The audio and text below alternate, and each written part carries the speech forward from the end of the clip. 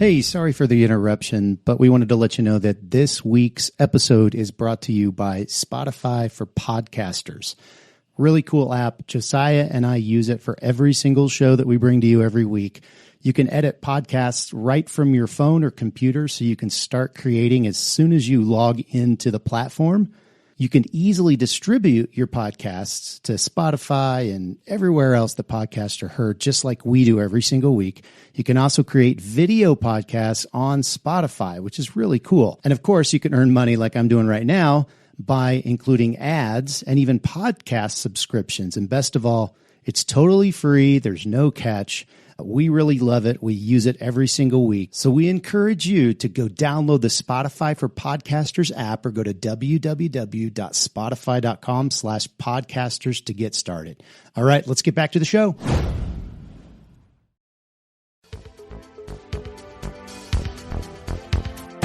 Radical! Welcome to this week's episode of the Print on Demand Cast. Each week, join the gnarly Travis and Josiah as they provide insight into the print on demand industry and equip you with the totally tubular tools, advice, and strategies you need to achieve success and hopefully have a few laughs along the way. Now on to this week's Totally Tubular show.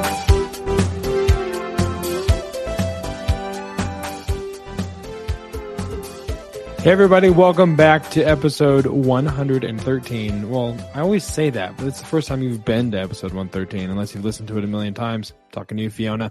I'll just say welcome back to the Print on Demand Cast. It is great to be back. I know last week Travis was solo because our schedules couldn't really sync up, and my work's been a little crazy, which is always a good thing for me, but sometimes it lends itself to things not adding up or lining up, and so apologize for missing last week. I listened to the episode, and now Travis said, for those of you that are Josiah fans, I'm sorry he's not here. And I was like, I don't know how many are actually, I think they're just like Print on Demand Cast fans or Travis fans, but I don't know how many, like the percentage breakdown. It's a rabbit trail. Nonetheless, it is good to be back here. And Travis, it is Monday afternoon. We're recording this, but you and I saw each other a few times over the weekend. So, aside from the parts that we saw each other for, how was your weekend in total? It was good. It was a pretty relaxing weekend. So yeah, I enjoyed it.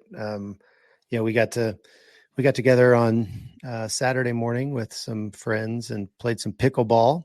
Yeah. And I don't want to toot my own horn, but actually, yes, I do want to toot my own horn because I was pretty amazing on that pickleball court and had a pretty good day. Yeah, you were undefeated. No matter what team you were on, you were undefeated, and that's just how it was. I was on your team one of those games. It was my first time playing pickleball in, I don't know, probably like 4 or 5 weeks maybe. Yeah. After having gout my ankle and then in my other toe and then being out of town and then just being sick when I got back from me. I mean, it was just a whole thing. And so I was excited to finally get out there, but legs were sore, ankle was a little sore, but thankfully I woke up the next morning and I was still able to walk and didn't like flare up any actual issues. But yeah, I enjoy the game, even though I got my butt whipped for most of the day. And Travis did all the winning. I want to win. So, what it is. It was still a good time. So, yeah. I got a little bit of aches and pains in my back. I woke up later that afternoon. I'm like, because the motion to hit the ball is just, I have not been working out. Is probably putting it mildly, and.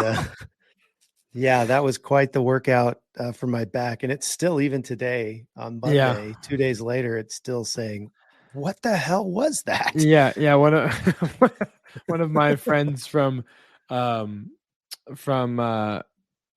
church I go to in Loveland, he came in and joined us, and he and his wife are the creative pastors of the church, and he played with us. And then I guess he went home and played for another like hour and a half, 2 hours with his wife on the pickleball court. So I saw him Sunday morning, and I said, how you feeling? He's like, well, I made the mistake of playing more pickleball. So I'm pretty sore. And I was leading. His wife was on the team that morning with me, and she's like, are your legs sore? And I said, my legs are super sore. and I played for 2 hours. You played for we all have this like internal pickleball conversation going at any given time and then as soon as service was over, she was like, we're gonna go play pickleball if you want to join us. And I'm like, you guys are crazy. They are fiends for pickleball. Yeah, it's a pickleball phenomenon. It's catching. It really is. It's like I think it's one of the quickest growing sports in America at the moment, which is kind of crazy. So yeah, it's a lot of fun. It's an easy game to play, easy game to learn, and it's a good time. The only sad part is that the days are getting colder here in Colorado, so I think our pickleball, unless we want to go like to a rec center or something. The Longmont here in Longmont, the rec center does have indoor courts. Yeah. For I think certain days of the week they'll do for indoor. So it's still possible. It's just gotta put in extra effort. Mm-hmm. So in other news as well, besides the Bills beating the Chiefs last night, it was a good game. Oh, you had to bring that up. I brought up the pickleball. It was a really good game, and you brought up your Bills butt whooping. I wouldn't say it was a butt whooping. It was a really close game. It was a good most game of their to exchanges. Yeah, I was telling my coworkers today, we had a team meeting in the morning, and my manager always asks about football, and all the Denver fans are very silent. And I just said, hey, it was a good day. Yesterday was a good day of football. I said, but anytime the Chiefs and the Bills play, it's like appointment football. It's like you should just watch the game because it's good football. Right. Whether you're a fan of either one, it really is some of the most entertaining games you'll see. Josh Allen playing leapfrog on the way to first down, just crazy. So, but we also hired a new VA. Talk a little bit about that. Yeah, so been looking for a VA to do some product listings and some account maintenance on our Amazon and Walmart accounts, and I had a VA that was with me for 3-4 years actually leave a couple months ago, and we transitioned a lot of the stuff to a different one for kind of the interim, but some things just weren't getting done, and so we've been looking for a new one, and she started this morning, so excited to have Maria join our team, and she's from the Philippines, and she's excited and drinking from a fire hose, as it were. She's got a lot of experience in, the Amazon and Walmart space. She's worked for a lot of different companies, but every company's different, and everybody's back end is kind of unique. She's never worked for a print on demand company before. So there's, whereas, a lot of private label sellers on, or whatever they're selling on Amazon brands or whatnot, they have physical products, and, when item A sells, you grab item A and put it in a box and ship it. Well, when item A sells and for a print on demand company, you got to marry the shipping to the design and figure out what goes on what. And so there's just a lot more moving pieces than she's used to, but here's to her succeeding and, kind of figuring out all the different nuances of the print on demand game. But that's new. That's kind of cool. Nice. That's awesome. So moving on into the point, I feel like it's been a while since we've had a point of interest. So to commemorate moving into the point of interest, we're going to play the most romantic ballad that's ever been played on the show for this week. Point of interest.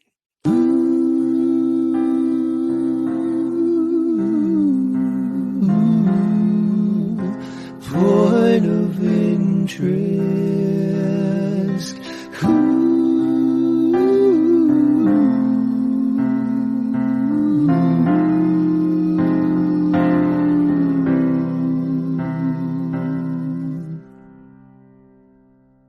I've never really realized how completely unnecessary the rose is. It's all unnecessary, but the rose blooming in like quarter speed, it's not at all necessary at all. And so if you're listening to this and you're like, what the hell are you talking about? If you don't have Spotify, stroll on over to YouTube. You'll see. It's beautiful though. It's definitely beautiful. It is. Yeah, we'll have to do a live rendition sometime. break out a piano somewhere. Interpretive dance for the flower opening. Yeah, I think so. I think some flags. We know enough people. It'll happen. So, this week's point of interest was kind of prompted by a post that you made on Facebook talking about a delivery that you had received that week, which consisted of basically just piles and piles and piles and boxes and boxes of tea towels and pillows. And there it is. There's the photo for those watching on the video version. This looks very familiar to me.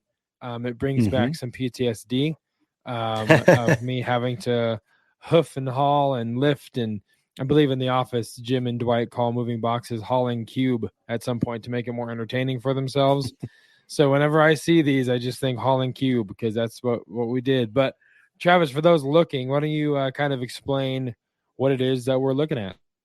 Sure. So, we went since taking over the What For Apparel accounts, a lot of their clients were selling different size pillows, pillowcases, which we DTG print, and tea towels, which we also DTG print. And so we had gotten some stock from What For Apparel when we took over. We paid for some stock that they had, and it going into Q4, I knew that we were going to go through all of that, and if not, and then some. And so I had to place another order. I was able to find one supplier for both the tea towels and the pillows. And this isn't even all of them in the picture here. There's still several more boxes. The UPS driver had to make some more deliveries before he could, find more boxes. He had hundreds of boxes in his truck. So he came back later and gave us some more, but all of this is now cleaned up. It's in the storage unit outside, organized by, size and color of the pillow and all of that. But yeah, so what we wanted to talk about on the point of interest is where I got all of this stuff. Cause obviously I didn't, go to Sanmar or S&S and get all this stuff. You can probably tell that, well, maybe you can, maybe you can't. This was actually purchased on Alibaba, or a contact from Alibaba, and shipped sea shipping from China, and then shipped UPS from the port to our facility here in Colorado. Yeah. And all of those logistics were actually handled by the supplier, the vendor in China, which was new to me because in the past I'd had a freight forwarder that I would use to take care of all of that. And this particular supplier was able to do the whole door-to-door thing, which was very convenient. Yeah. The downside of that is that that's a lot of stock that you've got to hold on to that is just money sitting there. So there's a little risk there. But at the same time, we're not going to have to worry about running out of any of that stuff during Q4. We'll be able to probably use that into the new year. Sure. One of the things that you always have to do when you're searching on Alibaba is you got to start early. From I think the first time I contacted her is probably July, and then they have to make the products. That can take 30 to 45 days. Then they've got to sea ship the product and then truck it to you, which can take another 30 to 45 days. So you're looking at, 2 to 3 months. I would give yourself 3 months until you actually absolutely need it. We were expecting it more towards the end of October. It actually arrived a little earlier than we were expecting, but still we knew that, barring some crazy delays, we were going to get it in time for the Christmas rush, and the stock that we had was going to last us through the rest of the, until we got this new batch. Right. So, we talk about, Alibaba, and I guess, there is a little bit of a learning curve when it comes to communicating with the suppliers. Obviously, the time difference is one. You're going to be, if you want to be talking to them in real time, you're going to be up late or early, depending on how you see it. And just trying to nail down. I remember having, every time we sit down at a poker table, I remember well, not every time, but the times we play with our group of friends and see those poker chips that we once created in an effort to bring them to market, just the months that I spent trying to communicate with the designers and the, making the casts and all that stuff and trying to get them to meet specifications. So there is a little bit of learning curve, but that being said, Alibaba or AliExpress could be an alternative idea when you're sourcing products that maybe a typical supplier doesn't have, or that they have at a much higher price. And this, mainly would apply to those doing, production in-house. But I mean, I know that there's pillows. Some suppliers that have pillows. I know Printful does pillows, but sometimes if you're doing production in-house, you can get them for a lot cheaper and then be able to control, the price point a little bit better. I will say one thing to keep aware of and make sure of is that you check the quality, because some of those in the instances of the pillows specifically, some of them would have weird threads, some of them would be a little off. So you got to keep control, and you got to mark those things and document them and say, hey, this isn't right, or this isn't what we needed, or this is wrong. And then the supplier that you're working with in particular has been good about, crediting us those items that are incorrect, as long as we document them, the right way. But all that to say, Alibaba, is a different alternative when it comes to sourcing blanks that you might be looking for that are a little bit more outside the box from what your typical suppliers might have. Yeah, I mean, there was when we were still in Longmont, I actually looked into bringing a 20-foot container full of coffee mugs. And I was talking to your father-in-law about dropping that container on his land. Yeah. He's got some property, probably about a half hour from me right now.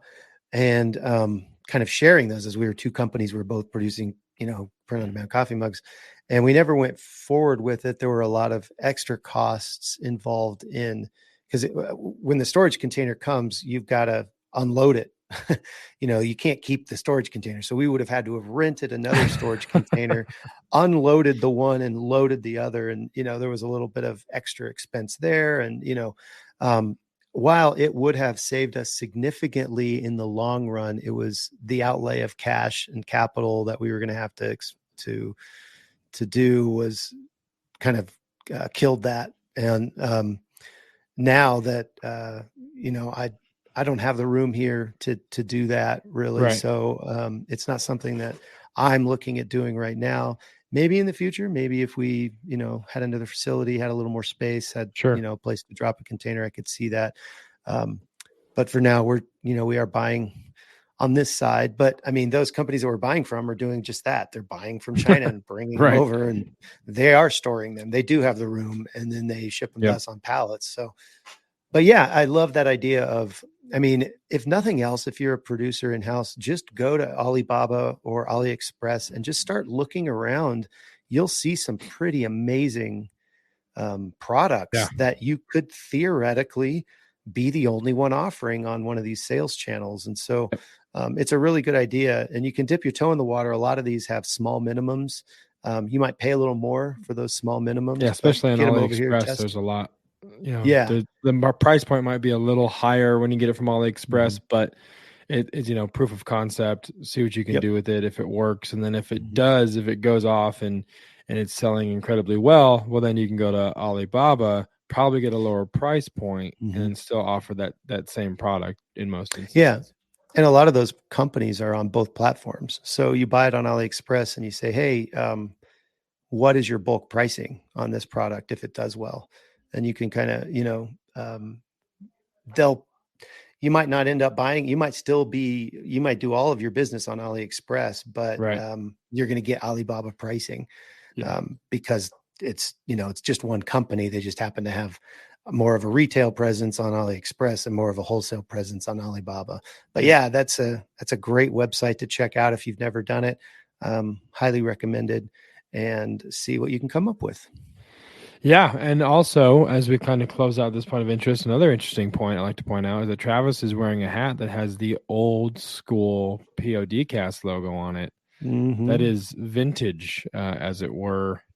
for those of you that are new to the show, we didn't always have that really cool logo that you see in the bottom right-hand corner now. If you are watching the video, twas different, but hey, it works, and I just thought I'd point that out for really no reason. So that being said, we're going to move into this week's main event. Ladies and gentlemen, the main event.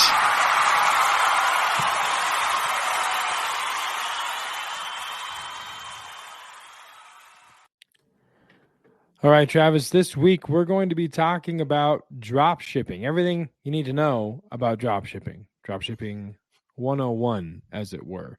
So if this were a college class that you were all going to be a part of and taking part in, that would be what it would say on the syllabus. And we were going to teach you. You're going to learn today.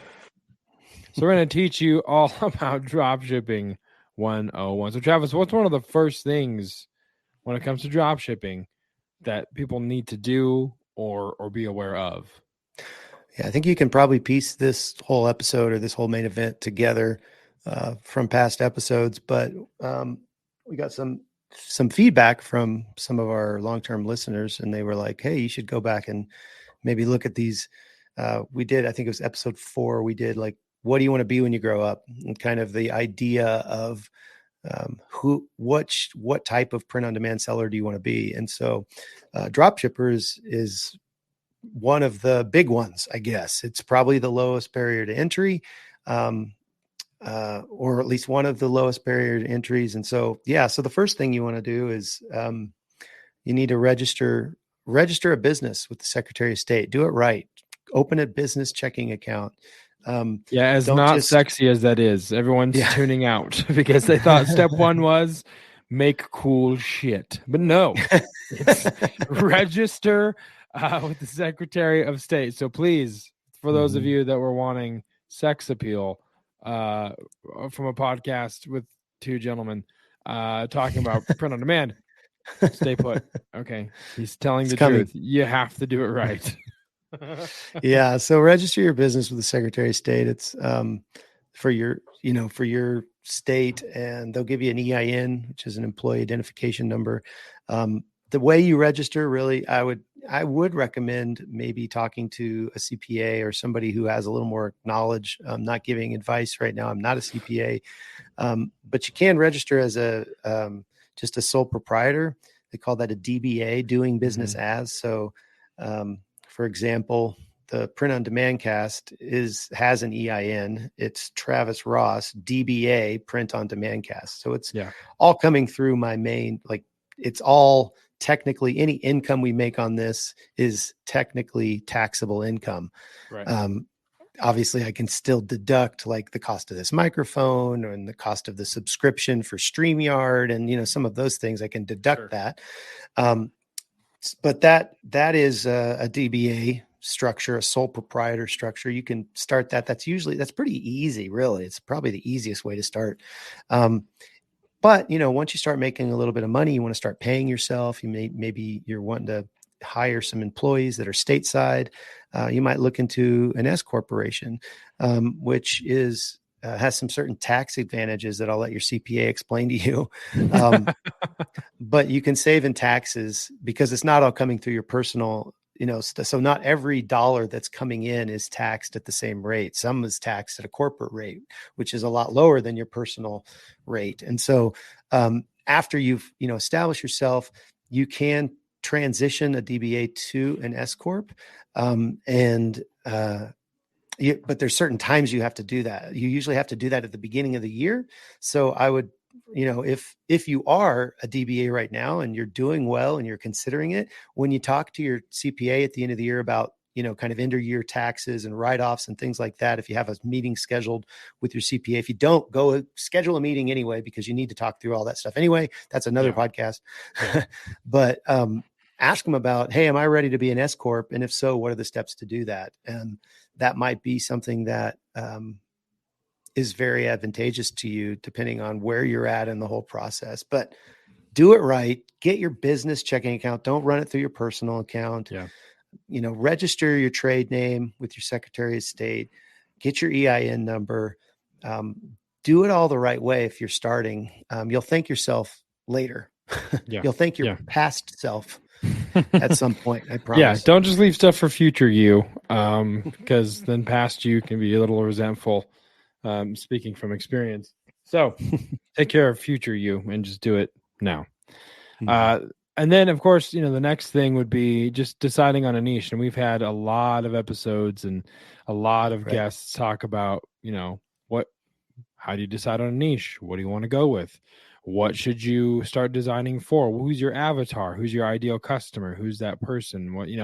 So I think for me, the best piece of advice that I have found, at least just to start, is just start in things that you're passionate about, things that you already love, you understand, you are a part of that fan base, because then it's easier for you to create designs around something that you yourself are a part of that niche. And so you're selling to people that are like you, which is a really easy place to start. Because like I said, the design ideas aren't typically very sparse. You should know what would sell well to people that you are in a fan base with, even if it's, I know last year you guys did a shirt that was cultural, but it was also very much like a football NFL niche. And you have to get a little creative if you are an NFL, if that's your thing, you love NFL, you don't want to just go and start printing Chiefs and Bills logos on your stuff, because that will not work out well for you. However, if there are things that are said, or things that, Chiefs fans understand, or something that happens in a game, and you want to put it on a shirt, and it's the colors, it's the team's colors, so people understand the correlation. That is passable. I think I did one of the first ones I ever did was "Don't Be a Masshole," which was targeted towards people that are fans of Boston teams like the Patriots specifically, but I did it in a Boston Red Sox type of color scheme, font. So like it was and font, and so people got the correlation. So I think for me, that would be the biggest piece of advice when you're doing a niche. And then it would be research niches. There's so many things. I'm blanking on his name. We've had him on the show, and he's from Colorado, and he made Neil Lassen. Yes, Neil Lassen has so many tools that are good for niche researching. E-Rank is good for researching as well. Things that you can look into and see that you might not be a fan of that particular niche, but according to the data, it's getting this many searches and this many hits, and there's no competition. And so when you do that kind of thing, who gives a rip if you are a fan of that particular niche? You'll make money. So just, do that, and kind of dive deep and sell things that are relevant to that particular niche that you've researched. Yeah. I think that really covers it. You can go there's two different routes, really. You can go throw a bunch of niches at the wall, see what sticks, and then try to go further down the rabbit hole, like I was actually talking about last week. Or you can just start with something, that you enjoy. I know, Josiah, you did a wrestling kind of, you helped with a wrestling brand that you and a friend started, and it's because you enjoy, WWE or whichever, whatever they call it. Whatever three letters. Yeah. It's all three. It's all a bunch of letters. NFL, WWE, NBA, just, but yeah, I did. And so it's because we knew what we'd sell, and it was very tongue in cheek. It was real. Our tagline was "Real shirts making fun of a fake sport," basically, is what we coined ourselves as, and very sarcastic and kind of like obviously not taking everything too seriously. And it worked really well. It was a lot of fun for a while there. So, but yeah, that would be kind of my go-to advice. And then of course, once you have a niche and you know what you want to sell, then you need to find a designer. And there are a few ways to do that, right? So one of them that we just talked about, a VA, that would be a really good way to find a designer. A lot of shout out to Ron. Doubt he'll ever listen to this show, but that man is in my time in the POD industry and working with clients, that man has turned my ideas, which we will call chicken shit, into chicken salad. Okay. And he takes the things that I try and I have in my head and try and lay out. And he has done such a good job for me. So onlinejobs.ph is where we found him. He did our logo, didn't he? Yeah. Yep. He did our logo. Yes. So he does a really good job, and we found him on onlinejobs.ph, which we have an affiliate link for in the show notes. And as you just heard, any income that's on this show that is made is taxable because we registered. So that has nothing to do with online jobs at all. But we do have an affiliate link in the show if you guys want to use that and use that service to find someone. Because I'm telling you, there's some incredibly talented, qualified, and skilled people in the Philippines that will absolutely revolutionize your workflow because of how efficient they are at what they do. So I can't sing those phrases enough. I really, really enjoy the people that I've worked with from that platform. Yeah, totally. There's also Upwork, which is another platform that's pretty pretty well known, I guess, for virtual assistants. You can find virtual assistants from the US on Upwork. You can find them from all over the world. The thing that I like, that I prefer onlinejobs.ph is that once you have hired the person in onlinejobs.ph, they have like a way that you can use their platform to track their time and pay them and all that. Or you can take them completely off the platform and use your own way to track their time and your own payment methods and all of that. The thing about Upwork is that Upwork takes a percentage. They do all of that for you. They haven't, everybody, you don't get to take them off the platform, I guess is what I'm trying to say. Yeah. They're going to be working in the Upwork platform. And you basically pay them through that, et cetera, because you're actually paying Upwork and Upwork is paying them. And so they get less than what you're actually paying Upwork.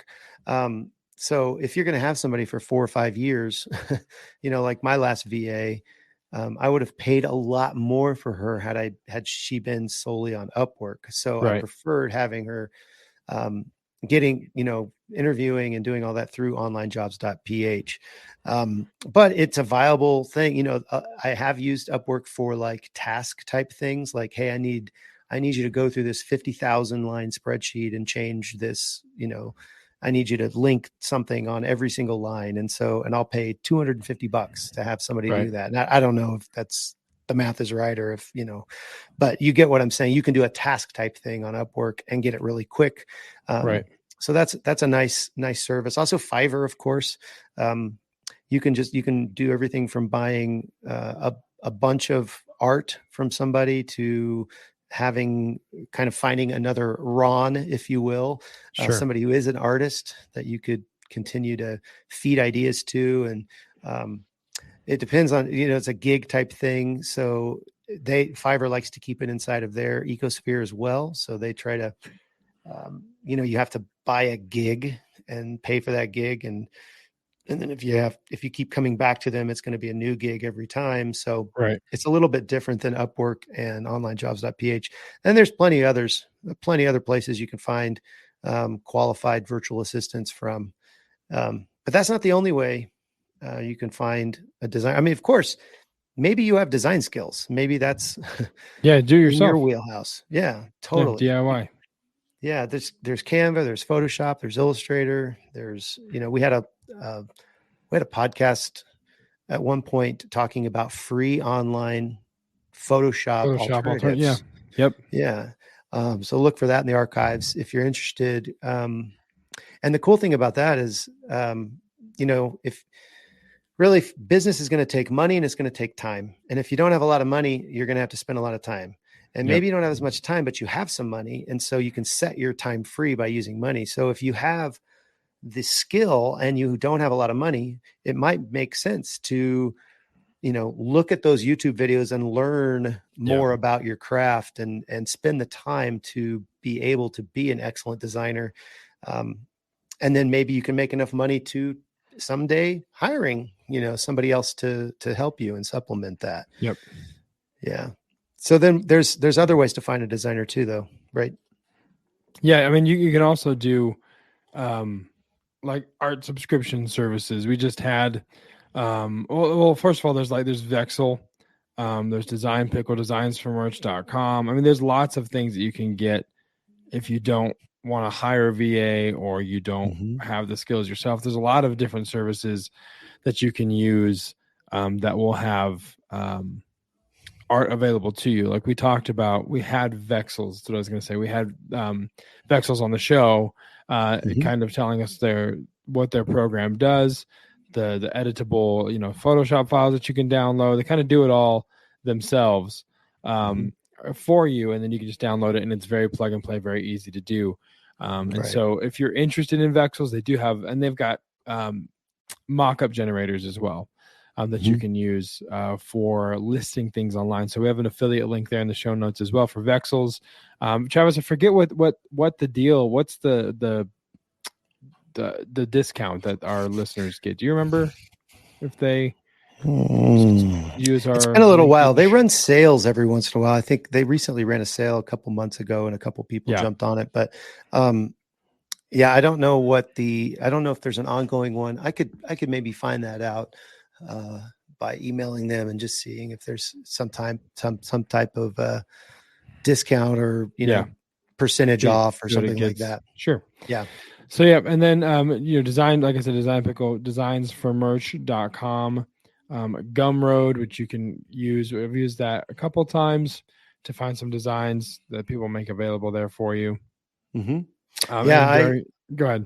I was just going to say, I actually used to run a service that was on Gumroad where I had VAs, virtual assistants, designers creating a lot of designs for us, and I couldn't use them all. And so I put packages together and would just go on Gumroad and list, hey, there's a 20 design package for that all have to do with nurses. 20 design packages all have to do with race car driving or whatever. Yeah. And I would sell those at a small profit, because I had all these art pieces and I wasn't going to use them all. So I kind of took what I wanted and then sold the rest. And there's a lot of people out there doing that on Gumroad and other platforms. So, you can even get into a subscription type service where you pay a certain amount a month and they deliver you a certain number of designs. Just keep an eye on that, make sure they're quality designs and that you feel like you're getting what, getting your money's worth. If you're going to do something like that, but there's a lot of options out there to find a designer to get some design so that you can then move on to the next step. Right. Which is, so of course you found a niche, you have a designer or you have designs, and now you have to choose where you're going to put all of these things to actually start making the money. Here comes the sexy talk, making money on with POD. That's what you guys all want to hear. So let me satiate your ears and tell you, this is the part of the show where I tell you about the dollars you will make in the beginning when you are listing your designs for sale, the tens and tens and tens and tens and tens of dollars.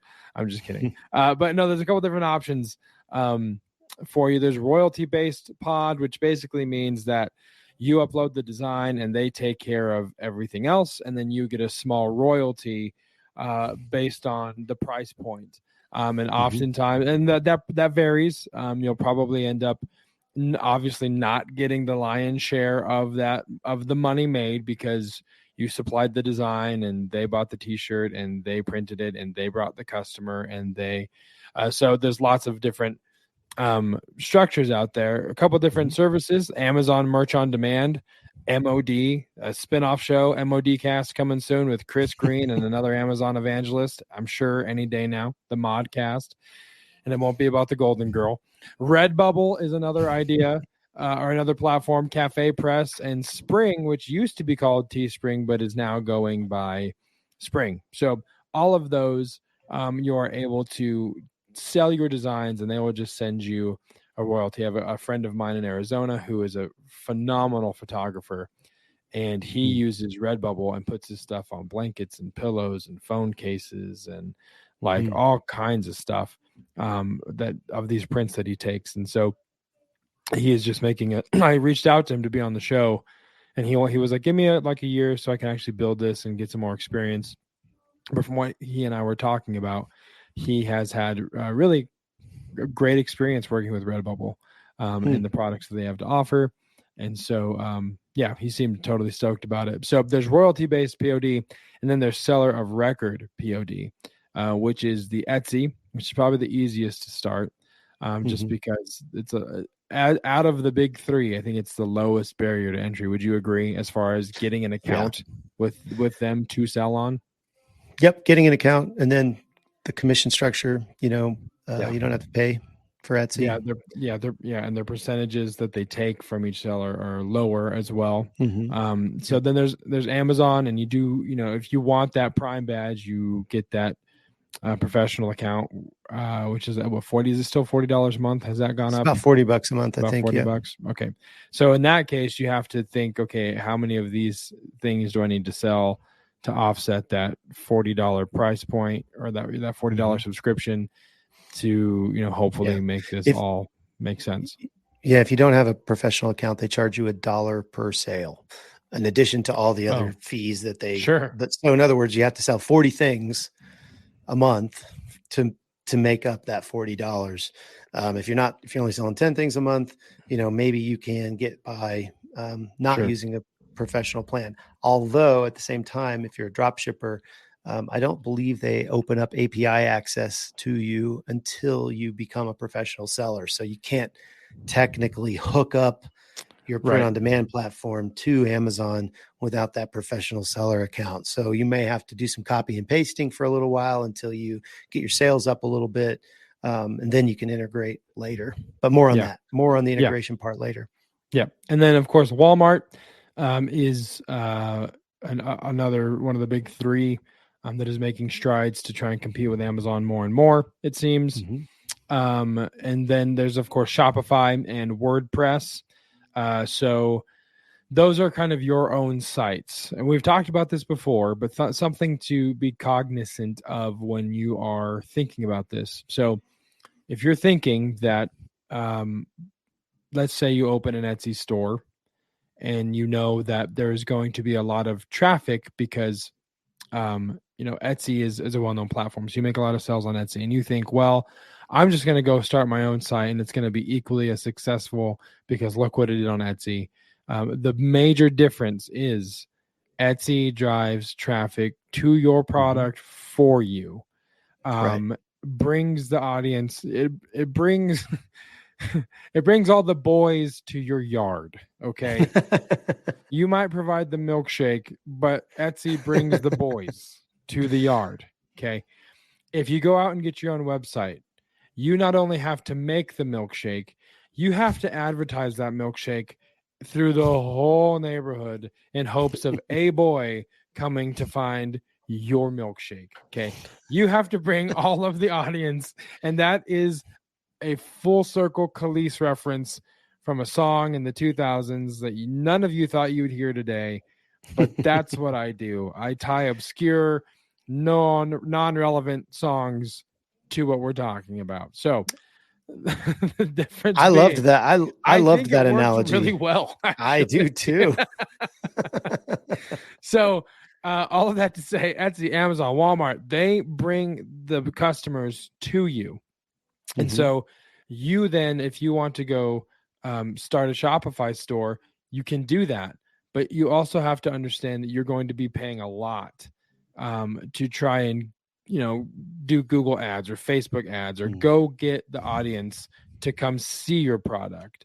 So that's one thing to keep in mind. If you have a built-in audience, if you're a social media influencer, if you are someone that has a captive audience already through your social media channels maybe, and you want to sell to them, it might be a little bit easier because you already have people kind of in the net that you can bring into your boat. But for the most part, that's the biggest difference. And that's one thing that I think a lot of people, I know I did for sure, when you're first starting out, didn't quite understand that difference of like, oh, I can't just go start a random novelty shirt site because I have all of these backlog or all of these designs that we're just sitting on.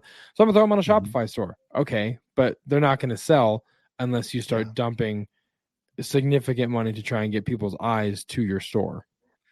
Yeah, I think the one other thing I'll add to that is, first of all, you're totally right. All the eyeballs are at Etsy, Amazon, and Walmart, and Redbubble, and all these other places that generate their own marketing to bring the traffic. And the thing about Shopify and WordPress or some of these other site builder tools, Squarespace and other places, it's your thing. And so nobody's driving traffic except for you.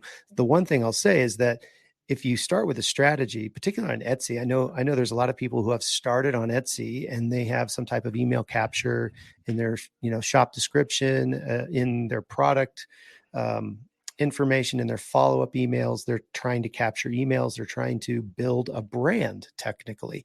And I think that's where the Shopify idea really can take off. If you start with that end in mind, maybe it takes a year, maybe it takes a couple years, but your goal is to eventually launch this, this other entity that's capitalizing on all of the momentum you got on these other sites that actually do bring customers, and you're collecting their data. What they sell.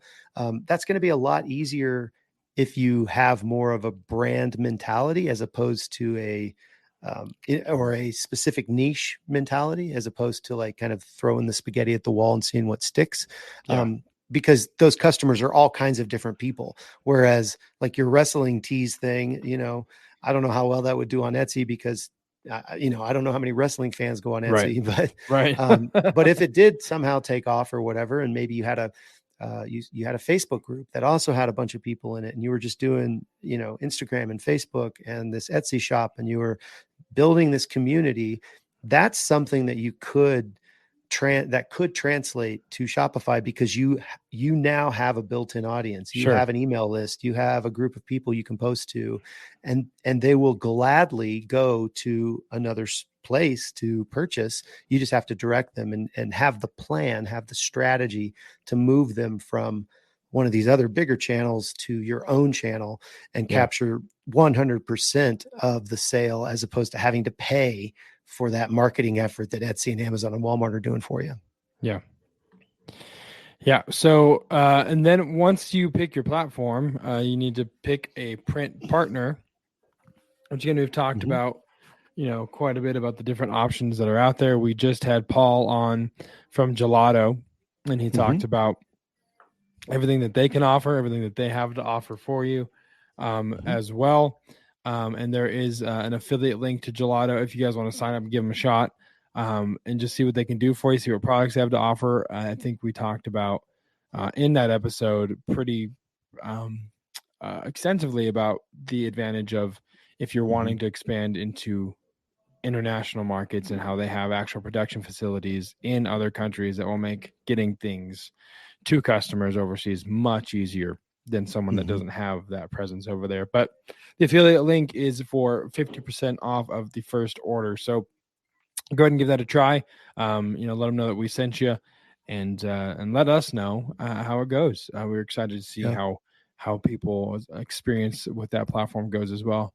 And then you of course have Printful, you have Printify, and then you have local, supplier providers, I should say, print partners like Make Your Mark Design, that can help fulfill and drop ship your orders for you. We've talked a lot about how I think the local advantage, and not just I'm not saying this just because, Make Your Mark Design is a part of that category, but one thing that you get with local that you don't get with some of the big guys is the ability to pick up the phone and call somebody. I mean, we've had multiple conversations with people who listen to the show and call for a question, or, hey, I have an idea, and we pick up the phone.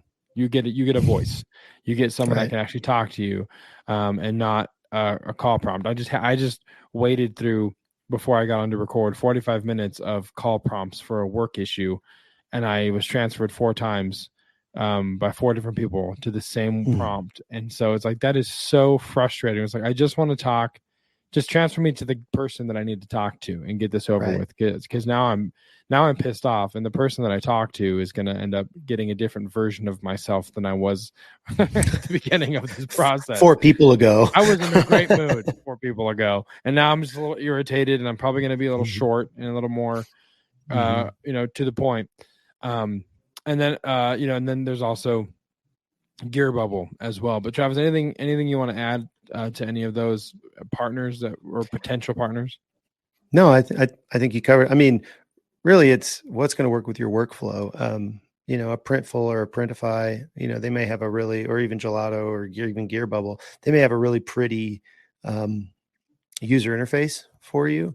Yeah. That maybe that's very attractive to you. Maybe you're not as computer savvy, or and so it might be a little easier to onboard with these different companies than it would be with a local print shop or even us.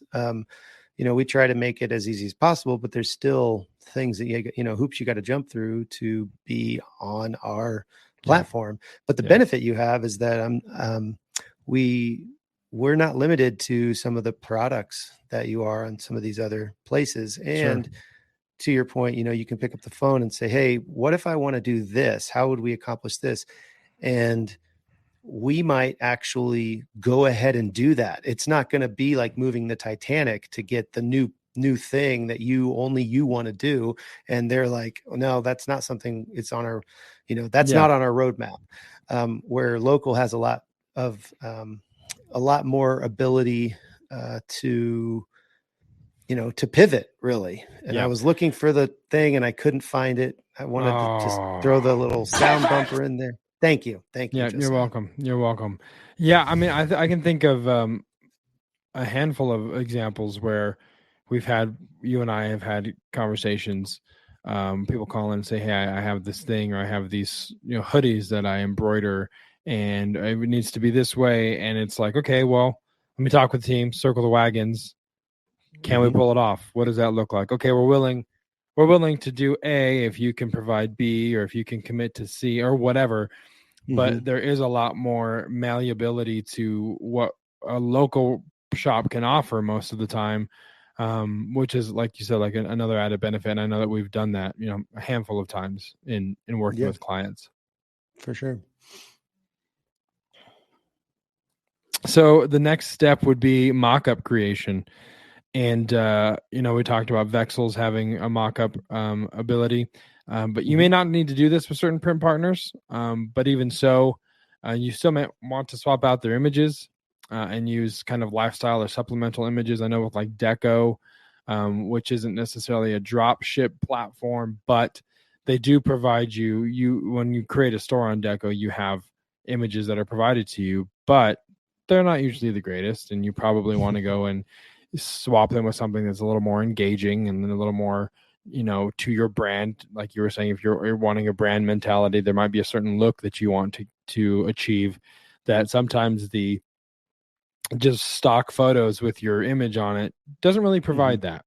So you want to do something different. You can use VAs to do it. If you have designs and you have a VA that is proficient in Photoshop and wants to create these mock-up images for you, that's another possibility. There's Canva. Yeah. If you want to do it yourself, there's Canva. Photoshop, bulk mockup, which is actually a lot of fun. We've used that a handful of times. It's a Photoshop plugin where you can just put the same design on multiple shirts at once, and it really kind of takes the heavy lifting out of mockup generation. And then Placeit.com, which I've used a lot, and Placeit has videos, and man, Placeit has a lot of stuff now. They are adding a lot to their offering as far as what you can do with mock-up creation. But above and beyond that, they have a lot of social media templates and stuff like that too. But a great place for a mock-up generator. Yeah, Placeit actually was recently purchased by Envato, and which is a big company. And they have a lot of other products out there. And so when Envato bought them, they really went pretty crazy with how many more things that they were adding, which was really cool. I just wanted to say one more thing about the if you're using like a Printful and you're doing, a bunch of the same products over and over again, it may make sense for you to use some of these other mock-up tools, because you there's only so many times you can look at that girl holding out the mug, and the same person, the same expression, the same nail polish on her hands, and if you're trying to build a brand, that may not be the image that you want to portray. And it is funny because I'm sure you can relate, but there are times when I'll see things online and I'll be like, that's a playset mock-up. Yeah. I can for sure tell. Like, I've seen that before. Or that's a printful mock-up. I've seen that, however many times. And so, yes, that's really, you don't have to do that, but it can set you apart. You can be a little different. I mean, I guarantee if you're in this for a couple years and you are creating mock-ups and you are bringing products to market, you're eventually going to you're going to know, oh, that's a Printful mock-up. They're getting their stuff from Printful. You're going to see stuff like that. I don't know that that's necessarily a bad thing, but I don't think it's a good thing. Personally, I mean, I have used the Printful mockups in the past, right? And I have products out there that sell that are using those mockups. I just think long term, some of these other options may help you capture more sales and just stand out a little more in the marketplace. Yep. So, moving on down the list, the last point, you've reached the end of this class, folks. Congratulations. You have almost made it. So list your products and collect orders, or collect the cash. I want to win. This is where you win the game. And so the first one being titles, bullets, descriptions, etc. Very important to do all of them accurately. Oh, someone's calling. 1 second. He's got someone calling, and I've got my dogs barking at, I think, the mailman. I'm not too sure what's happening, but they're all losing their minds. I don't know if you can hear them or not. But anyway, we've talked about titles, bullets, and descriptions before in the past, and the importance of them. Obviously, you want to give an accurate description of what it is that you are actually selling. Because if your bullets are wrong, I feel like it just really mitigates any upset customers. Like the first step of you want to accurately tell them what they're going to be getting, the quality, the material makeup, the lead time, especially how long it's going to take to get there. So a lot of those things are very, very important to have and to really think them out more than just typing something randomly in all of those spaces. Have kind of like a strategy when it comes to how you're titling these particular items. Yeah, and this is the place that you really want to focus on your keywords too, your titles and your descriptions and things like that, because all of these channels that we're listing on, I mean, even your own channel, even your Shopify channel, there's algorithms that are going to analyze these things and then put your product in front of potential buyers, whether it's on Amazon or whether it's literally on Google and an organic search, and it's pointing to your Shopify store. All of these things, you really want to focus on your keywords. So this is part of that whole listing your product piece that is not necessarily is challenging to automate. Let's just say, you really do want to dig into this. And this morning when my new virtual assistant product manager was looking through our Amazon accounts, she just jumped in and just was looking around. I told her to kind of get familiar with our product selection and just things like that. And at the end of her shift, she was like, I've already found, several of your products have keywords that aren't actually ranking or aren't, what's it called? Not ranking, but what did she say? Indexed. Yeah. So they're not even, they don't have no ability to be found because they haven't been indexed. And so there are tricks that you can do. And And she's going to start doing that. She's going to start making sure that all of our keywords are actually indexed for the product. So if somebody searches that keyword, it's actually going to show up, because right now it's not. So there's things like that, excuse me, you can kind of focus on at this point of this, the stage of the game when you're actually listing your products. It's really important. Yeah. And so there's also some services that will push listings and pull orders automatically to some channels. So I know there's some softwares that you can use. Is it Listing Mirror that can actually push listings from, if you haven't turned to Amazon, it will do it to Walmart. To your Shopify, a lot of different channels. So that helps, doing the work once and then being able to kind of just push it. I mean, there might be some things that you have to kind of tweak here and there by platform. But for the most part, the majority of that work will be done for you. And particularly if you're using like a Printful or Printify, or, they have kind of automations that will push the listing live onto your platform. And again, it's the same idea. Those listings are all going to look the same when they go out there, aside from the design, Sure. So you can edit them after the fact, but you can use those platforms to list those products. Gear Bubble does that. We've had Adam Schneider on before. We're going to have him on again actually pretty soon. See how he's doing. But Gear Bubble does that, and just automatically lists them on these different platforms through their integrations. But there are, so they'll push them, and then when that SKU gets ordered, it actually will pull that order back, and then produce based on the art file that you had uploaded. It's relatively hands off for the most part. Now, if you're using like a local provider or like Make and Mark Design, we don't have a way to push the listings to your stores.